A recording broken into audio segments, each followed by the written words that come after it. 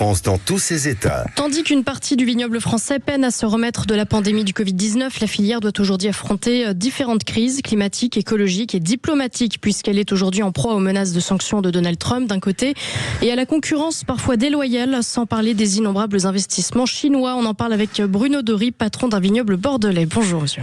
Bonjour Bruno Bory, merci d'être dans le studio de Sud Radio. Je suis ému parce que on se connaît, on va pas cacher la réalité. On dit Egunon. Egunon en basque. Bonjour en basque, Adesias en gascon.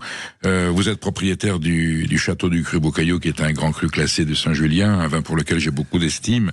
Et vous et moi, nous battons pour les valeurs bachiques. Voilà, c'est un vrai combat.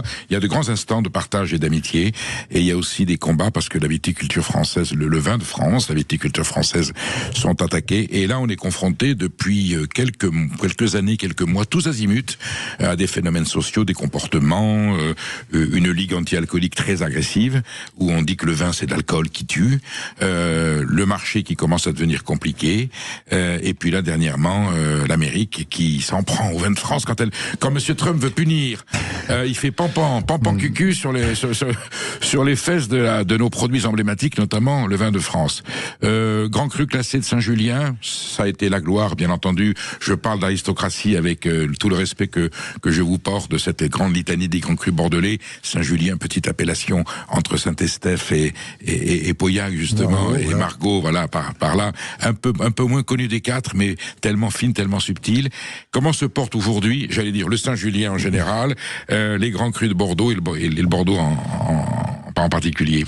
Merci de m'avoir invité, ça fait plaisir, et puis et ce que vous disiez juste à l'instant, ça peut nous rappeler que Puiset qui disait Jacques Puiset, votre ami Jacques oui, Puiset, mon maître spirituel, que vous avez bien accompagné, et qui était quelqu'un d'absolument formidable, et qui disait qu'il voulait des vins qui aient le goût du terroir où ils sont nés, et surtout les tripes de celui qui les a fait. La gueule de l'endroit où le vin juste, c'est un vin qui a la gueule de l'endroit où il est né, et les tripes de celle ou de celui qui l'a fait. Voilà, deux paramètres, la géographie et l'homme. C'est vraiment une définition parfaite, et c'est celle qu'on essaye, enfin pour laquelle on se bat, et on doit se battre, à mon avis, dans tous les vignobles de France. Alors la crise, effectivement,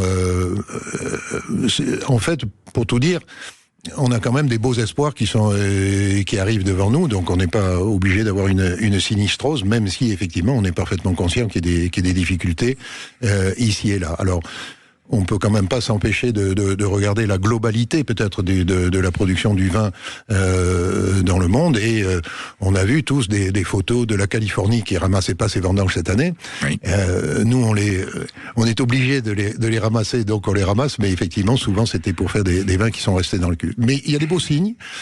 Alors, au risque de mettre les pieds dans les plats, dans le plat. Même dans le verre, si vous voulez, ou dans la bouteille, ou dans la cuve. Allez, dans la cuve. On met les pieds dans la cuve. Dans la cuve. On va fouler un peu le raisin, mais c'est vrai que le Mercosur, pour nous, quand même, est de manière parfaitement égoïste, mais en tous les cas, pour nous, effectivement, c'est plutôt sans doute assez prometteur. On a l'Inde et les derniers accords qui viennent d'être passés avec l'Europe, et qui, aujourd'hui, on est à 300% de taxes, donc si on passe à 15%, ça devrait quand même s'améliorer. Oui. On sait aussi qu'à Bordeaux, mais pas qu'à Bordeaux, dans l'ensemble de la France, il y a un millésime 25 qui est plutôt prometteur, et donc voilà, c'est vrai qu'il faut se retrousser les manches, c'est vrai qu'il faut se battre pour imposer, pour vendre nos vins.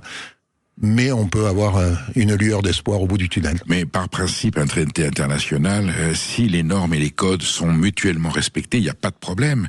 Et le Mercosur, il peut nous enrichir.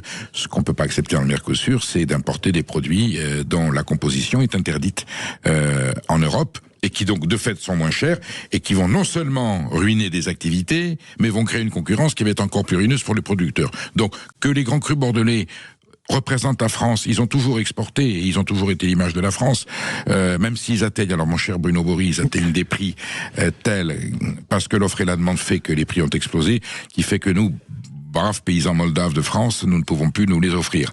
Donc, en même temps, nous, par exemple, à Du Cru au Caillou, on a une gamme de vins qui, en prix consommateur, commence à 20 €. Certes, on va jusqu'à 200 €. Vous avez des deuxièmes vins. Mais on a des deuxièmes vins, des troisièmes vins, et on commence à 20 €, ce qui est un produit tout à fait agréable et à mon avis, un excellent rapport qualité-prix. Sous la signature Bory, bien entendu, la qualité, la parcelle n'est pas la même, mais l'esprit est. Mais on est tout à fait d'accord avec vous, et moi je me sens en phase, parfaitement en phase avec tous nos agriculteurs, et je suis parfaitement solidaire. Et effectivement, nous aussi, on voit les réglementations, on voit les interdictions, les obligations, enfin, toutes ces choses qui pèsent sur nous. Et effectivement, comme vous commenciez à le signaler tout à l'heure, on voit les hygiénistes aussi, alors que moi, tous les jours, je déjeune avec ma mère qui a 98 ans et je ne sais pas si je peux préciser, mais en tous les cas, elle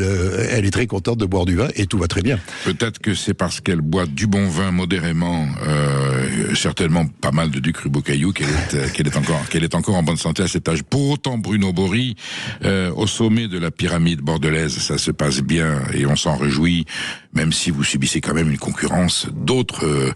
La France n'a pas le monopole des grands vins. Par contre, les vins de France sont uniques. Voilà, ils ne ressemblent à aucune autre et on ne refera jamais dans le monde. On peut faire des vins merveilleux. On ne fera jamais ce que nous faisons dans le Bordelais, en Bourgogne, en Côte-du-Rhône, dans le Val-de-Loire. Ma question est, sommet de la pyramide, ça se porte bien. Vous savez, Bruno Bory, vous les connaissez et vous les côtoyez. Le Bordeaux d'en bas, les Bordeaux supérieurs vivent depuis plusieurs années une tragédie avec, à certains moments, des cas désespérés, c'est-à-dire vente de domaines, arrachage. Et j'ai en permanence des producteurs de Bordeaux, quand je les appelle, parce que je continue à faire ce métier qui me lie à la vigne, ils me disent on est rendu à 1,05 €, 1,15 €, 1,20 € du litre et on ne le vend pas.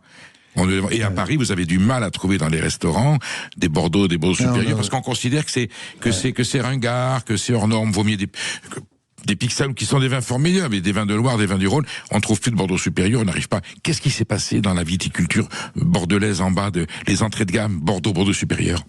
Je crois qu'effectivement c'est une question qui nous, moi c'est une question qui m'habite parce que c'est des amis. Moi, on était tous à l'école ensemble, etc. Je sais bien, c'est pour ça que je vous interpelle. Et je suis très très sensible. Alors je crois qu'il y a de manière générale, une évolution quand même de la consommation. Et il y a une consommation qui a disparu, c'est le vin aliment. Et la bouteille de rouge, tous les jours. La bouteille de rouge qui était à midi et le soir sur la table, ça n'existe plus, ou en tous les cas, c'est les derniers feux de cette consommation. Votre maman. Voilà. Et le président de la République, qui a dit je bois du vin tous les jours. Je ne sais pas si c'est du Bordeaux, mais voilà.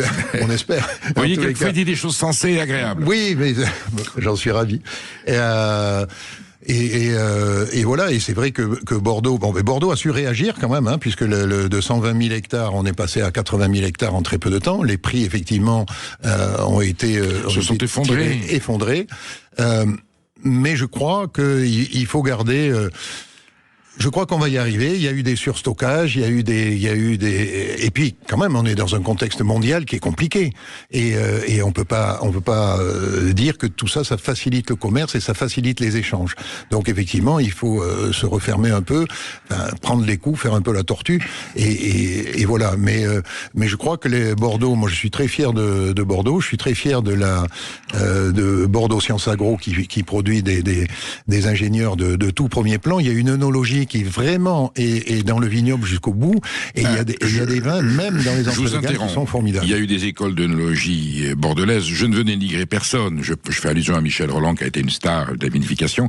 Est-ce qu'à un moment donné, la performance œnologique, la technologie, cette recherche de vins, le terme c'est bodybuildé, c'est-à-dire des vins d'athlétique, ne nous a pas éloigné des valeurs de l'appellation d'origine, le vin qui reflète la gueule de l'endroit, les tripes du bonhomme, qu'on avait des vins trophées, des vins de concours, des vins de compétition, et qu'on s'était éloigné du vin de paysans que sont au départ les vignerons du Médoc et du Bordelais. C'est des gens qui travaillent la terre. Est-ce qu'il n'y a pas eu des vins qui vraiment avaient l'esprit de l'appellation d'origine, dans la philosophie du terme, et d'autres qui étaient là pour gagner des prix et des concours, avec des vins, je peux vous le dire, Bruno Bory, on finit pas le verre. tellement c'est épais, concentré, extrait, c'est plus du vin. C'est un athlète soviétique. Il y a donc, alors je sais plus à combien on en est, mais on doit avoir à peu près 5 à 6 000 propriétés viticoles en Bordelais, donc oui. chacun a suivi un peu son chemin. Enfin, les stars étaient souvent des vins de oui, mais en même temps, on avait Denis Dubourdieu qui nous a fait des blancs qui étaient absolument merveilleux, et quelques rouges, mais et on a eu effectivement une montée de ces vins. Maintenant, on voit que les blancs de Sauvignon sont un petit peu moins en faveur parce que c'est trop, pour des arômes qui finalement sont moins en phase avec le consommateur, mais on voit que le sémillon est en train de reprendre avec sémillon qui est le cépage du Sauterne, hein, voilà. Donc les vins moelleux et les vins d'eau qui ont vécu une récession terrible depuis quelques années, même les plus grands. Dans les secs, ils arrivent à faire des vins avec beaucoup d'onctuosité qui correspond vraiment au goût du consommateur. Alors il y a peut-être des égarements, mais toujours il y a moi Michel Rolland, on peut quand même dire qu'il a beaucoup aidé Bordeaux. C'est un génie, mais est-ce qu'il n'est pas allé trop loin? Bordeaux aussi. Après, vous avez effectivement d'autres œnologues à Bordeaux qui ont entre comment il s'appelle, Boissonneau qui a été formidable, père et fils qui sont les en droite ligne derrière Émile Peynaud qui est quand même le grand Ribéro-Gaillon, les grands œnologues, voilà. Tout ça. Et puis on a eu des gens qui sortaient un peu plus comme de Renoncourt qui sortait un peu Château Figeac. Voilà.